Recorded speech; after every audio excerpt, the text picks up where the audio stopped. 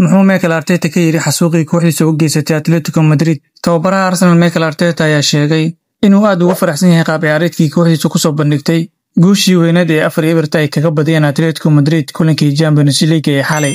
Dabcan aad ayaan ugu faraxsanahay uguna faanayaa bandhigii iyo natiijadii aan ka helnay. Koox aad u fiican ayuu Arteta ka sheegay shirkii jiraa'id kadib ciyaarta.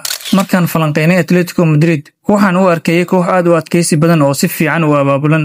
Waxaan ogaa inay adkaan doonto inaan garaacno. Waxayna u baahneed weerar, dulqaad iyo xakamayn. Qaabka ay u maareeyeen xaaladaha ciyaarta iyo sida ay u bedeli karaan dhaqankooda waa wax cajiib ah.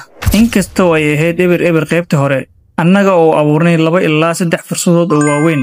Waa inaan sii haynaa dulqaadka isla markaana xoogaa kor u qaadnaa weerarka si aan u dhaawacno kooxaha naga hor imaanaya. Arsenal ayaa ku dhalisay 4 gool 14 daqiiqo gudaheed qaybtii labaad.